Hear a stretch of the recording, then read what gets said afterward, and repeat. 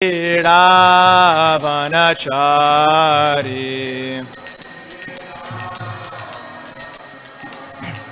Jaya Radha Madhava Kunja Vihari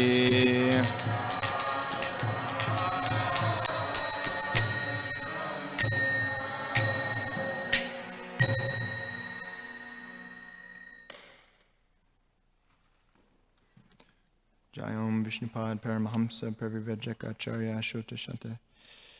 His Divine Grace A.C. Bhaktivedanta Swami Srila Prabhupada Ki. Ananta Koti Vaishnava Vrinda Ki. Granantara Srimad Bhagavatam Ki. Nittai Gaur Premanande. All glories to the assembled devotees. All glories to the assembled devotees. All glories to the assembled devotees. All glories to Sri Guru and Sri Gauranga. Om Namo Bhagavate Vasudevaya.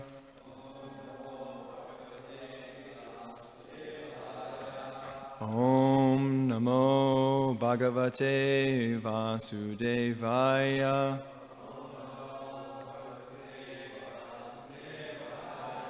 Om Namo Bhagavate Vasudevaya.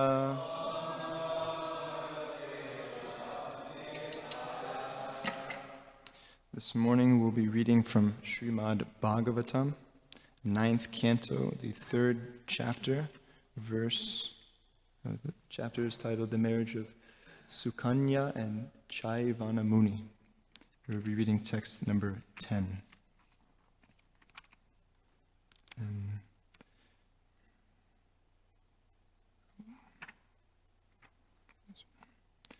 Please excuse my pronunciation of this Sanskrit.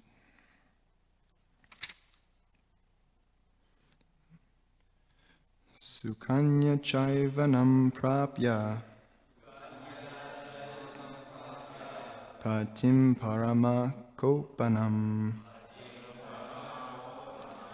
Prinayam Asachitagya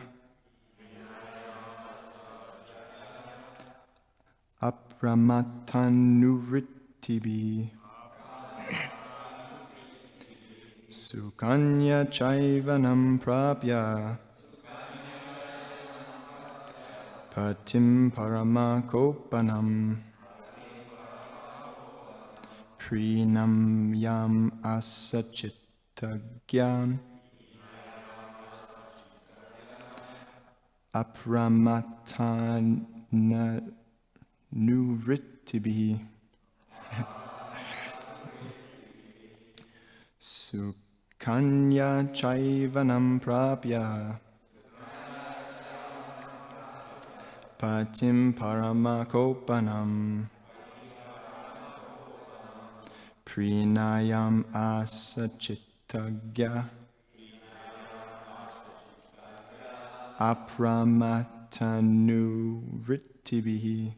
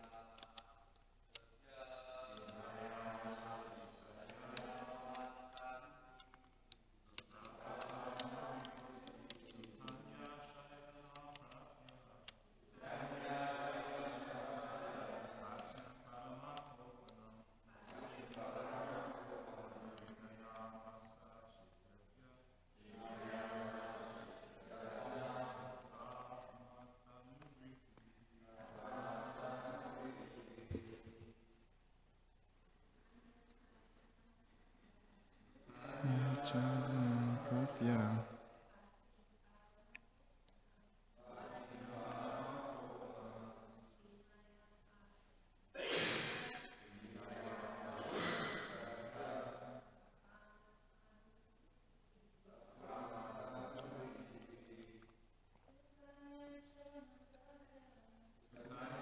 Taivanam Prapya.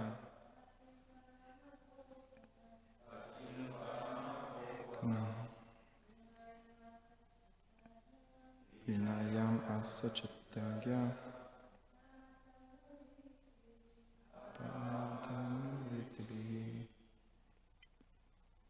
Sukanya, the girl named Sukanya, the daughter of King Sharyati. Chaivanam, the great sage Chaivanamuni. Prapya, after obtaining.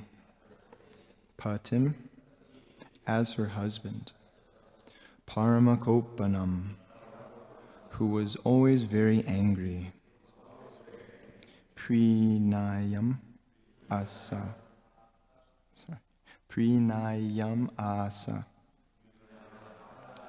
She satisfied him. Chittagya, understanding the mind of her husband. Aparamata bihi. Apramata anuvrittibihi.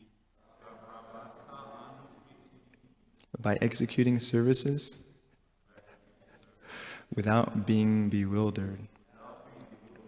Translation and purport by His Divine Grace, A.C. Bhaktivedanta Swami Prabhupada. Srila Prabhupada Ki Jai. Translation.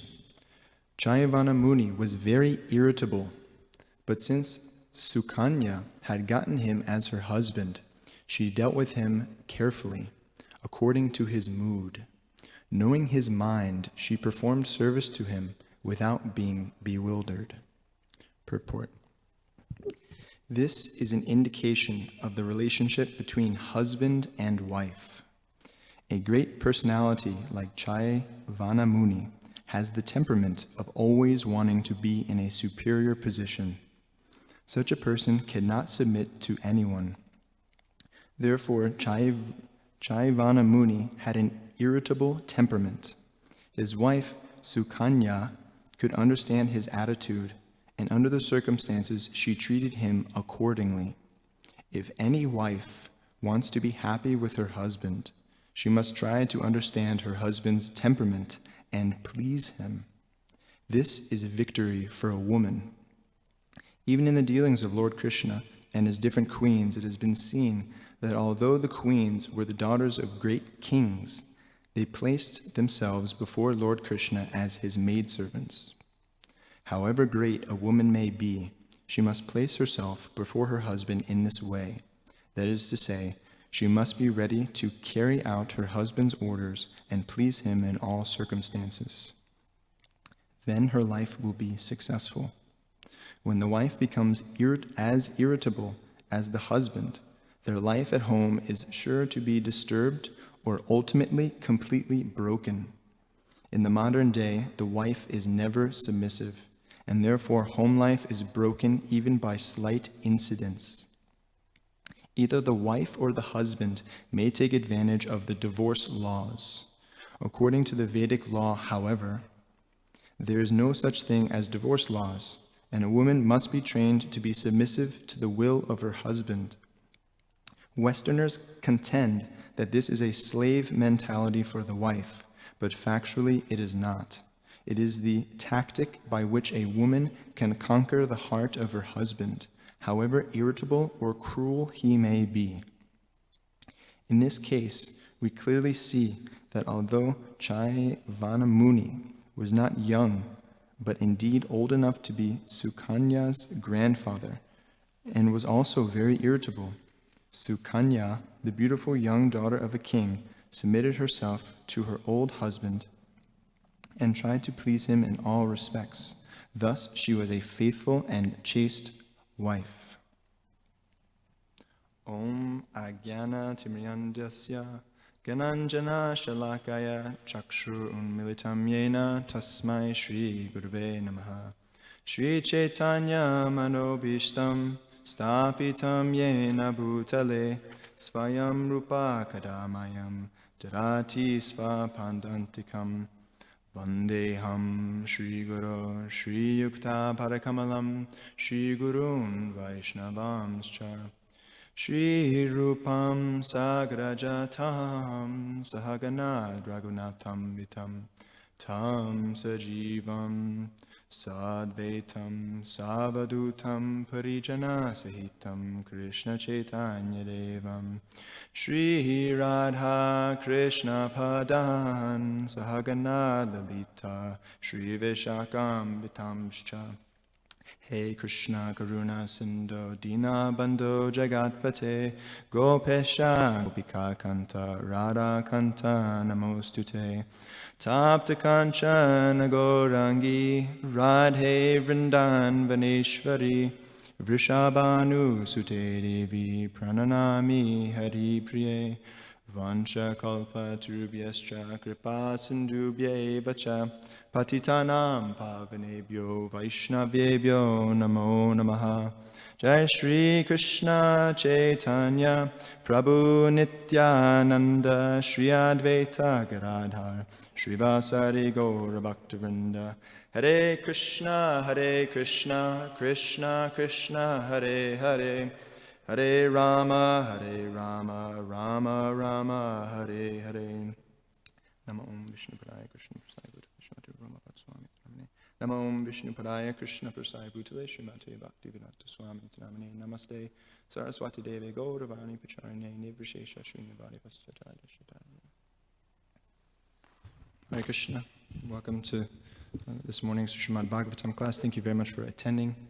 Before I start, I would like to ask for the blessings of the assembled Vaishnavas in the classroom. This is kind of a difficult verse for me to give a class on, considering that there's married women in the class as well as staunch brahmacharis. So I'm asking for the blessings that I can speak something that is applicable to everyone, that everyone can get something, and for my own purification of heart. So ask for your blessings. So,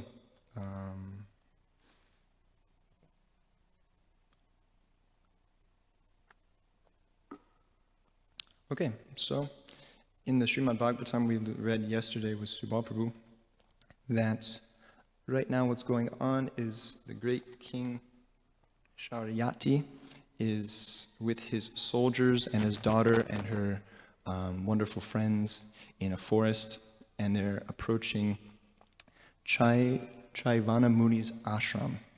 And we read yesterday in the first couple verses of this chapter that the girls are frolicking along in the forest, and the daughter, the princess, the daughter of the king, sees something glowing from the hole of an earthworm, which is super small. So, being curious, she poked a thorn through the hole, which is kind of, I imagine, like what I used to do as a kid. You know, when you see some substance, it says there was some luminous substance there, so she was curious, and so she poked a thorn in there to see what it was.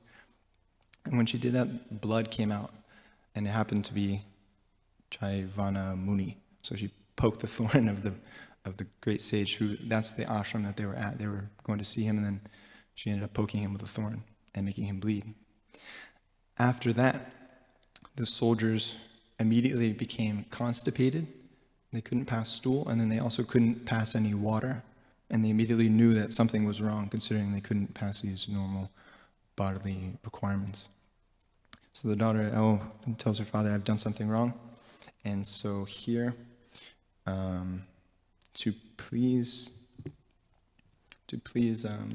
this great Muni, she offered, the king Sharyati offered his daughter Sukanya to the Muni as a gift in order to calm him down. So here we have the daughter is, she now has a husband, and she's dealing with him accordingly to his mood, and she's performing service to him without being bewildered. Srila Prabhupada is talking about a lot of different things in the purport, and going off of what Namruchi Prabhu says in his classes, that there's a lot of points that we could cover from a lot of different perspectives, but today we'll just look from one perspective, I'm not saying that the perspective that I will present is right or wrong, but a lot of these points can be dealt with from a multitude of perspectives, but we'll take a look at one perspective for the sake of time and understanding. So, I thought this was an interesting verse because in the purport, Srila Prabhupada says that his wife is, Sukanya is a faithful and chaste wife, which is not particularly seen in today's modern world, or at least in the context that society presents to us, what should be valued in life. Faithful and chaste wife, although it may be valued, it's not put in the forefront of, it's not put forth in the information that society is presenting to us that's trying to teach us our cultural values and norms and behaviors, what is acceptable, what's not acceptable. For example, has anyone here heard of the man named Hugh Hefner? Hugh Hefner, he was the creator of the Playboy brand, which is a brand of, it's a magazine and other business ventures that presents magazines based off of naked women, and they take pictures of naked women, and this is the magazine, and they go out and sell it. And there's also different venues that come from it. But he actually has been quoted as saying that sex is what civilizes humanity, not religion. I thought which was an interesting point because, as you can see, when people are sexually disturbed in their minds or the lusty desires sort of take over, there's no peace in the society.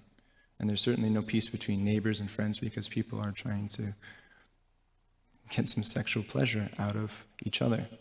They're exploiting each other for sexual pleasure. So I'm going to say whatever it takes. I'm going to do whatever it takes in order to get this person to submit to me, and then I'll get some sexual pleasure out of it, and then on to the next one.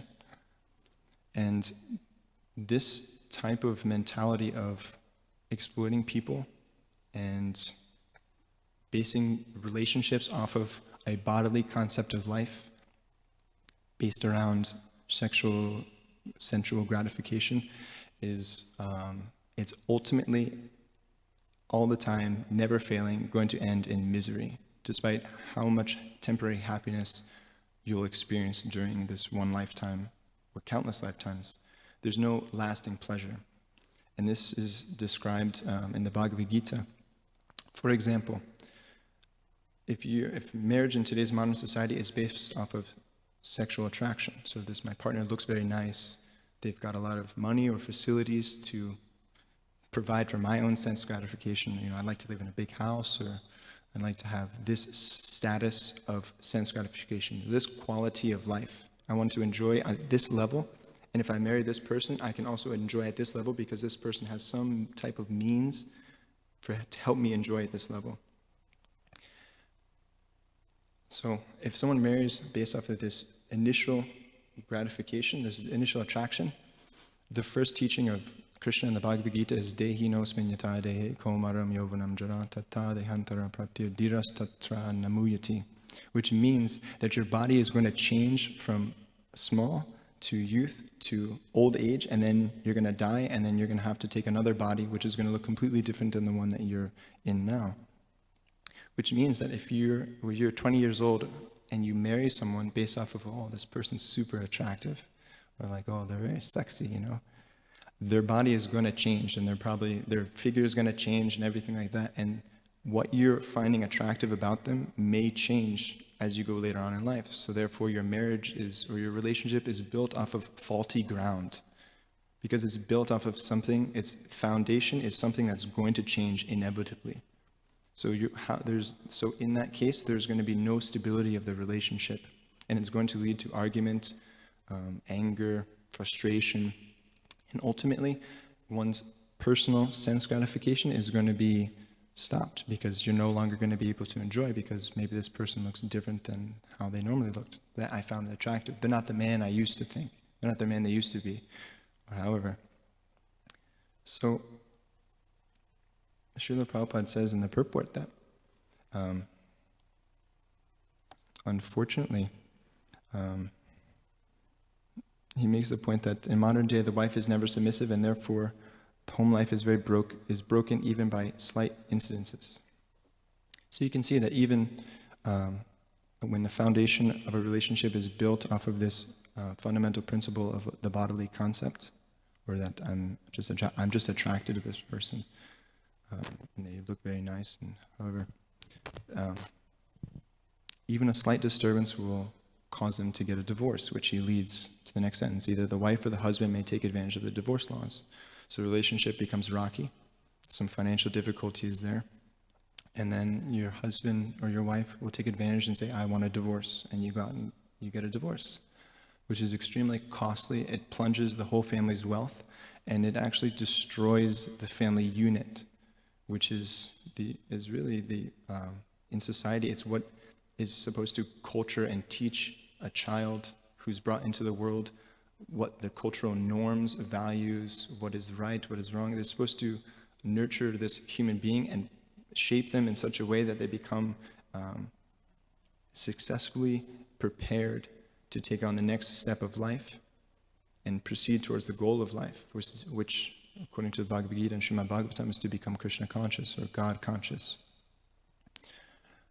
So, if this family unit is broken, which Arjuna talks about in the Bhagavad Gita in the first chapter, the 40th verse, he says that, in essence, he says that when irreligion is prominent in the family, O Krishna, the women of the family become polluted, and from the degradation of womanhood, O descendant of Vishnu, comes unwanted progeny. In the first verse of the purport says, good population in human society is the basic principle for peace, prosperity, and spiritual progress in life. So what Krishna is saying is,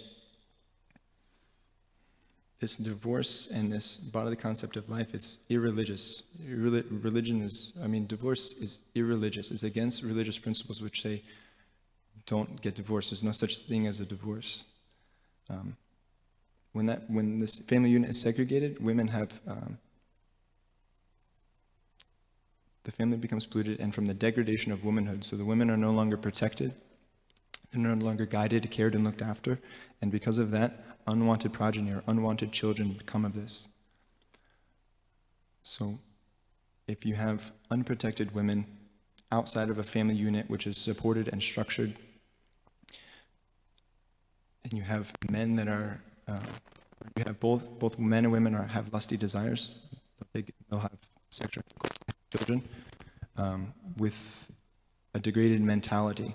And this degraded mentality, which is against the religious principles, will lead to unwanted children, or people that, or the consciousness of the people that are coming into this world are going to be people that are against religious principles and want to enjoy as much as the parents were as they were conceiving the child.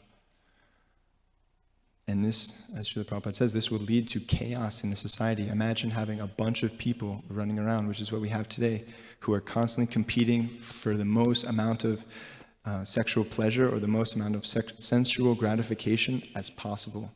And when you have people competing at that level or this much competition, there's going to be fights and wars and battles and so many different things, and people will take advantage and exploit. And you can see in I looked up a recent statistic that the pornography industry, which is, for the sake, it's the largest propagator of this consciousness of supporting the bodily concept of life, and sexual pleasure is the ultimate goal of life. According to a study done by Forbes magazine in 2001, the pornographic industry brings in between $10 billion and $14 billion a year. So people are getting super rich off of this, and it's leading to a hellish condition of life for the entire world, let alone the people involved in it. The entire world is suffering because the type of souls that are being brought into the world from this, and the type of lifestyle people are living, is extremely exploitative, dirty, and it's against religious principles.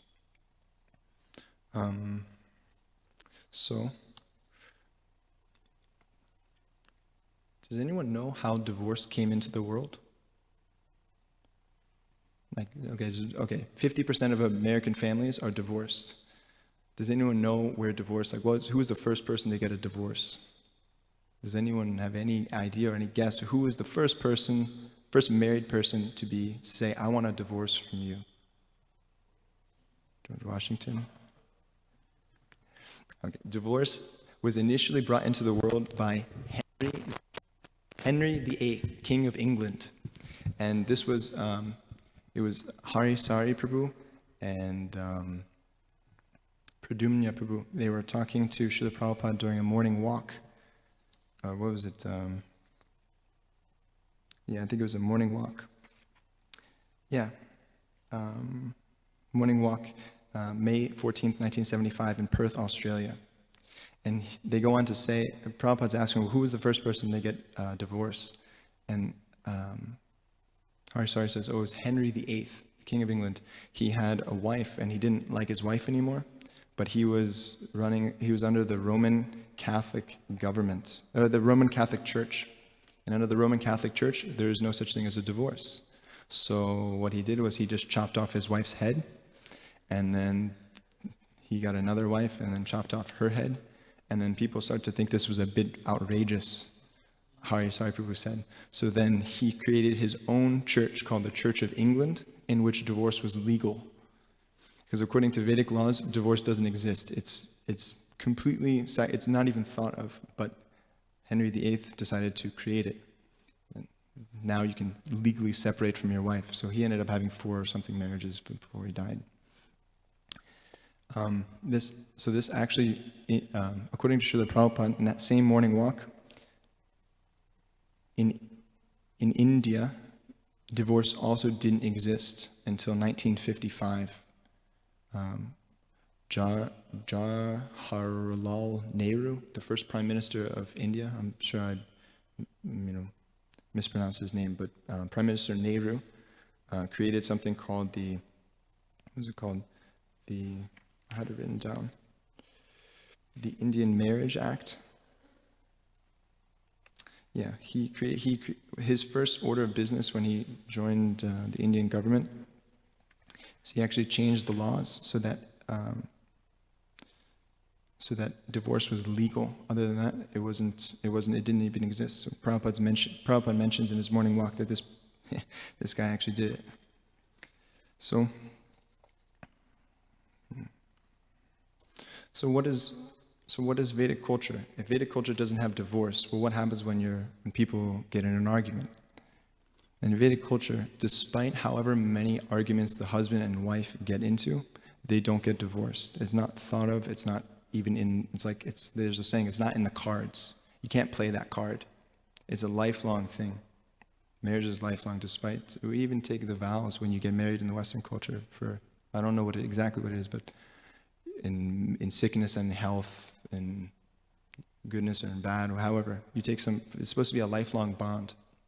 In the Vedic system, marriage is ideally within the Varna Ashram system, which together, it's working husband and wife in order for people to progress together as a unit towards self-realization. That's the ultimate goal of life, not sexual gratification, but towards self-realization. And Chanakya Pandit, Srila Prabhupada often quotes him. He says that fighting between husband and wife will be there, for sure. And it may get pretty serious, but you shouldn't take it as serious because they won't get divorced. And even Srila Prabhupada says that his father fought, his mother fought, and he even fought with his parents, but still they didn't get divorced. In Vedic culture, the mentality of the child is extremely important and of utmost value in someone's upbringing.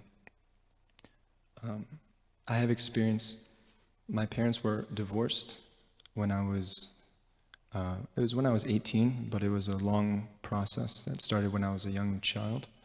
And something that I came to realize was there's a tremendous amount of psychological impact that happens on a child when they're in a family that gets divorced.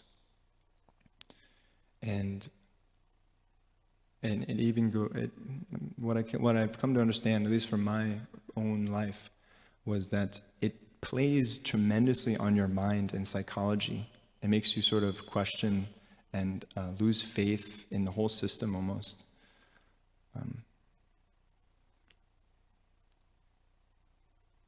It may come to life that, let's say, a husband and wife have affairs outside of the marriage, called adultery. It means that someone's married and they have sexual intercourse with someone who's outside of the marriage.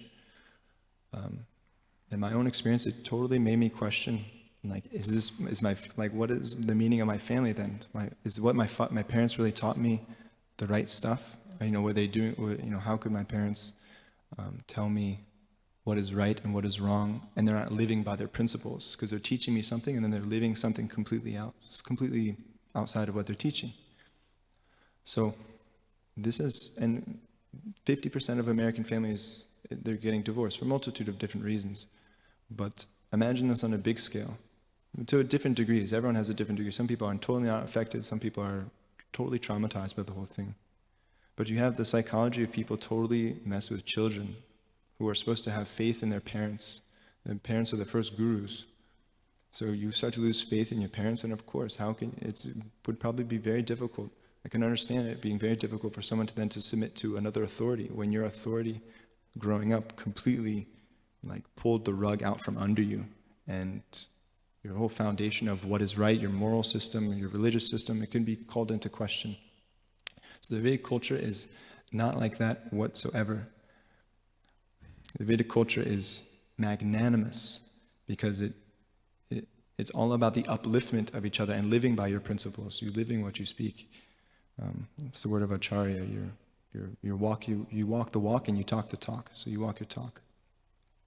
There's no compromise in principles.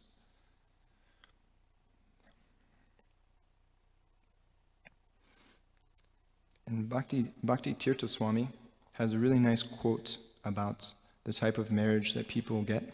He says, nowadays, people begin to think that they need convenience rather than love. Just marry someone who will take care of you. However, if a person puts God in the center, he or she will look for a partner who will assist in their spiritual evolution. You want to find a partner who will help you advance spiritually. If that type of relationship does not manifest, you have to realize that you do not have the right connection. So my understanding of the Krishna consciousness movement is the marriages take place with Krishna in the center, or service to Guru and Krishna in the center. And therefore your partner is, when a Krishna conscious couple gets married, it's for the purpose of service, in order to serve each other mutually and help them evolve spiritually towards the ultimate goal, help them go deeper into their own practice of Krishna consciousness, and ultimately go back to Godhead. Bhakti Tirtha Swami says, if you don't have that relationship, if it's based off of something else, you will be forced to realize at some point that the person you're in a relationship with is not right for you. It's the wrong person. There's one in the 7th canto of the Srimad Bhagavatam. Maharaj Yudhisthira inquires from Narada Muni about actual religion of a human being and why Varnashram Dharma is the highest system in human civilization. And in there, Narada Muni describes the services or the qualities of the 4 Varnas, and also the qualities of a wife and why that's important.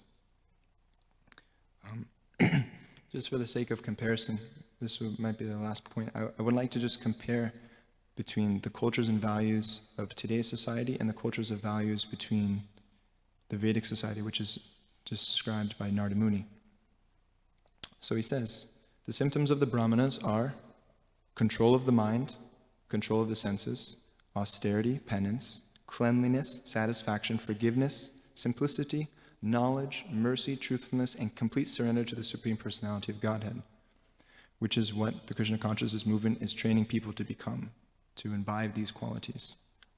Then the Kshatriyas, they should be influential in battle, unconquerable, patient, challenging and charitable, control the bodily necessities, forgiving, attached to the Brahminical nature, and always jolly and truthful.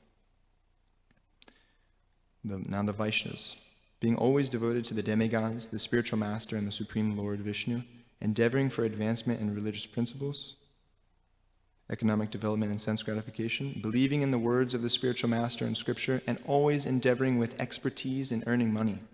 And finally, the Shudras, they offer obeisances to the higher classes of society, always are clean, being free from duplicity, serving the spiritual master, performing sacrifices without uttering mantras, not stealing, always speaking the truth, and giving all protection to the cows and brahmanas.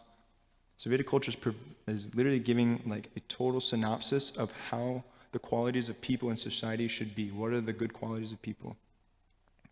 Which is completely different than what we see nowadays. Nowadays, people are lusty, greedy, exploitative, materialistic.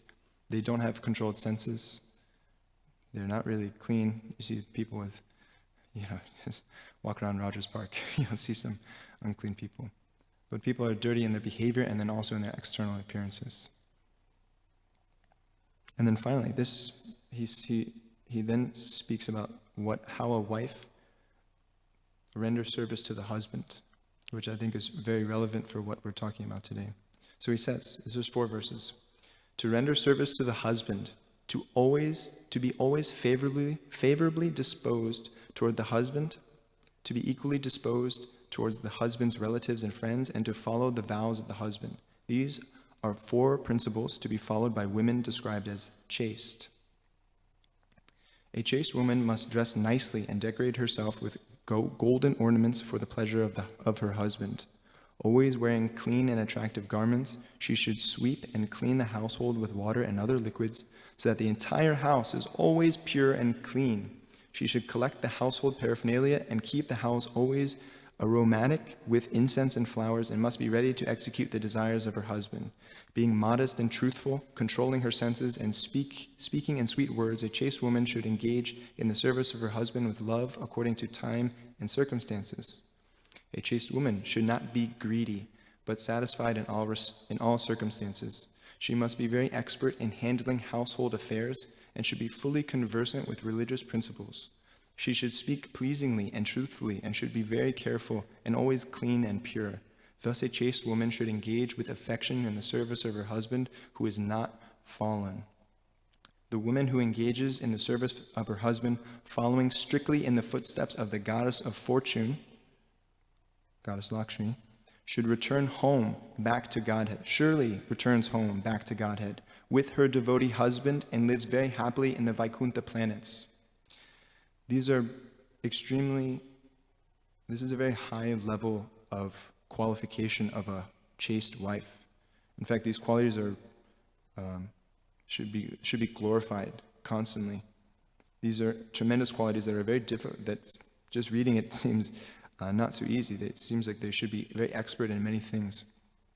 And similarly, for a husband and imagine a relationship with a husband and wife both have these qualities. And at the end of it, if a chaste means you don't have sex outside of marriage. So a chaste woman is what Shukanya is to her husband. She's dealing with him according to his mood, according to time, place, and circumstance. So she's very expert in dealing with her husband. And together they progress. That will allow them the foundation to progress in their relationship as well as towards the ultimate goal of life. In this same way, it says here that by being a chaste wife and following in the footsteps of Goddess Lakshmi, as described here, the couple together return back home to Godhead. And you can see that she has controlled senses, which we learn about in the Nectar of Instruction. Vantru vegam, manasukroda vegam, jiva vegam, udaropasta vegam, etan veganyo vishaheta dira, sarvam apimam prativim shashishat. So you control the urge to speak, the urge and demands of the mind, the demands of anger, and then the tongue, belly, and genitals, which are all in a straight line. Which Srila Prabhupada says in the purport, the genitals can be controlled by first controlling the tongue, which is the first of the 3. So you do that by chanting Hare Krishna and taking prasadam. So our Sankirtan movement is very important. distributing prasadam, all glories to Krishna Lunch and Food for Life, and the Sankirtan mission, which is beginning the stage for people to start to control their tongue so they don't have uncontrolled genitals and lead to the further degradation of human society. Try. Okay. Does anyone have any questions or comments? I think we'll stop here.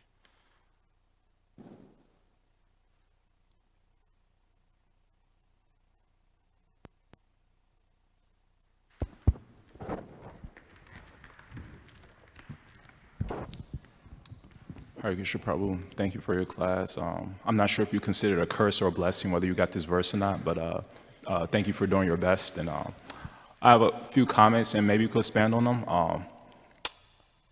My first comment is that you were mentioning, one thing that caught my eye, you were mentioning Henry VIII, and that he wanted to get divorced from his wife. So we see in this verse, it says that a woman is never submissive. But a husband sometimes is never submissive either. He wants to get divorced, so what can a wife do? If her husband wants to, he may make the excuse that my wife is not submissive, but he's really lusty. I want another wife.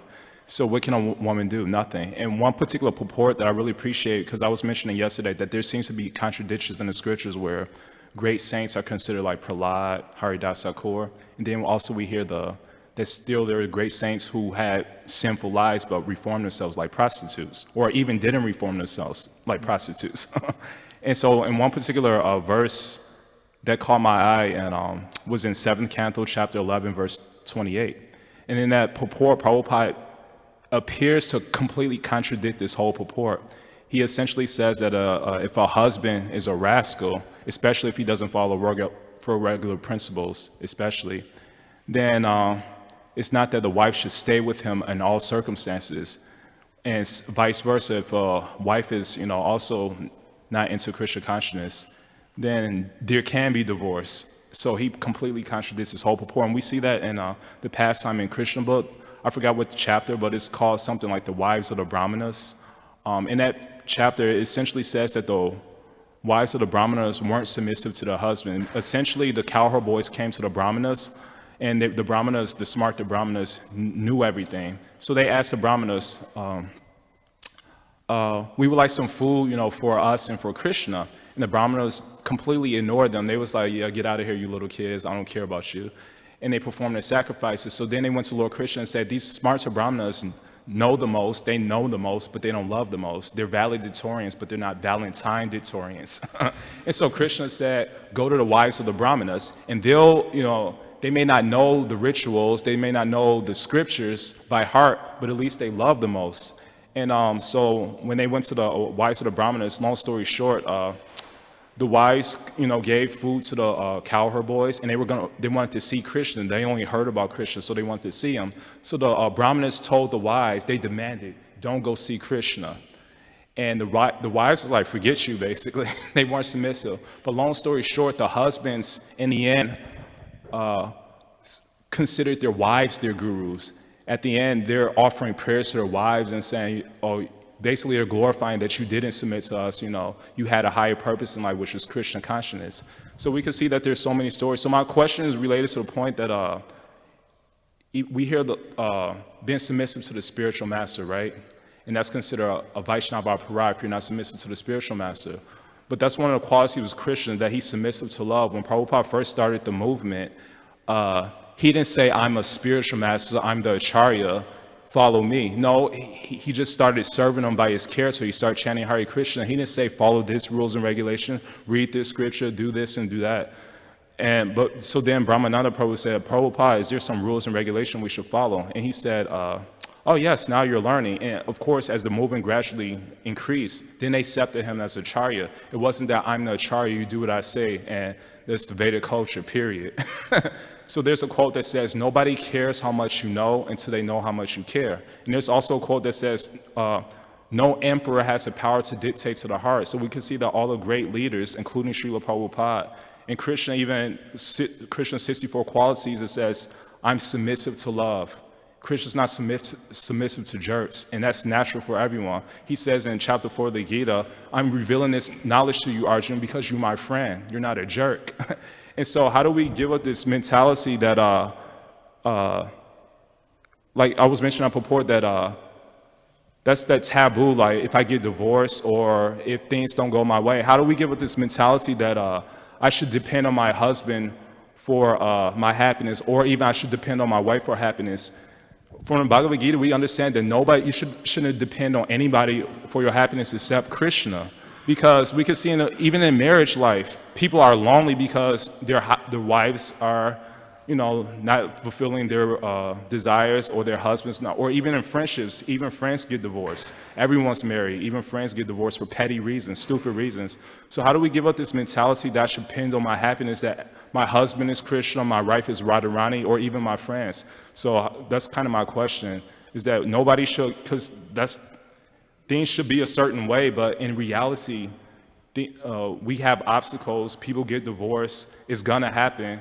So, and we see people's life crash down. Oh, I divorced my husband, therefore my life is over. No, your life is not over. Your life is actually Krishna. He's the source of life and the giver of life. So how do we give it this mentality of thinking our husband is Krishna or our wife is Radharani or even our friends? So, sorry about that. Thank you for tying a lot of points together. So if I understand you correctly, your question is, how do you give up the mentality that I should look for the happiness in I should look for the happiness in life with my partner? Yeah. That's a very good question.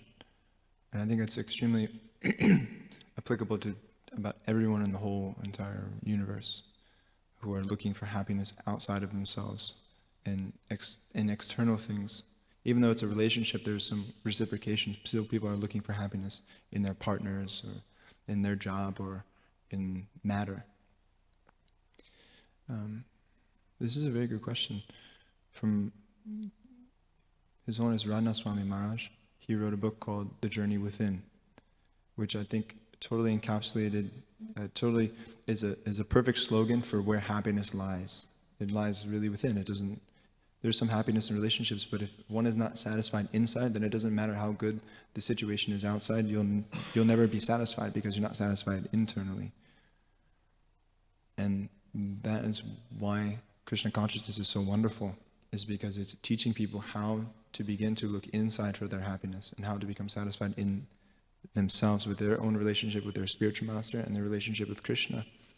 And when one is satisfied in that position, then then they don't have to look for happiness outside of themselves. Their happiness is internal, so they can be equipoised in all situations, rather than relying on external factors for their happiness, which are constantly changing the material world. There's a dukalayam ashashvatam. That's danger at every step. But it's constantly flickering. The external situations, our circumstances are always changing. So if you try to lock on to happiness in something that's changing, your happiness is going to go. But if you anchor yourself inside with Krishna, who's in your heart, then your happiness is anchored inside with something that's eternal, something that won't change forever. And as you reawaken to that relationship that will never divorce you, that will never leave you or call you, if you look for happiness there, then you will always be happy, satisfied. And so your relationship will be centered around Krishna. Krishna will be the source of the happiness. Your Krishna conscious practice and Krishna and your spiritual master will be the source of the happiness rather than other circumstances. I hope that helps. This is Subal Prabhu. There's a wonderful comment that His Holiness Ramabhat Swami gave in a lecture in St. Louis when he was discussing the qualities and the character of civilized, of human beings, and in the mode of goodness, and these are very high qualities. So he said that these qualities, in order to be progressive, they have to be grounded in Krishna consciousness. If they're not grounded in Krishna consciousness, then degrade into something else. So it becomes now just like the story that I was narrating yesterday, that all these qualities, Brahminical qualities, that creates even the capacity of controlling and to be able to gain powers. If there's no grounded in Krishna consciousness, it becomes pride and then anger and then goes down. So any type of qualities that we have that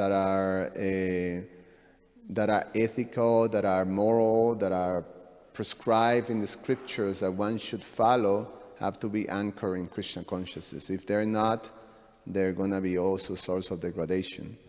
So the principle of serving, of performing your duties, either as a husband or as a wife, or any duty that we have in society, have to be grounded in the principles of Krishna consciousness, which are given by the bona fide spiritual master and are Krishna center, as you pointed out in your class. Like that. It's a comment just to add. That reminds me of what we learned in the Nectar of Devotion, that pure devotional service is all auspicious, and it develops all good qualities. And that was one point that we learned. It develops all good qualities, and it develops good qualities in people. Thank you for sharing. Anything else? Okay. Thank you very much. Srila Prabhupada ki.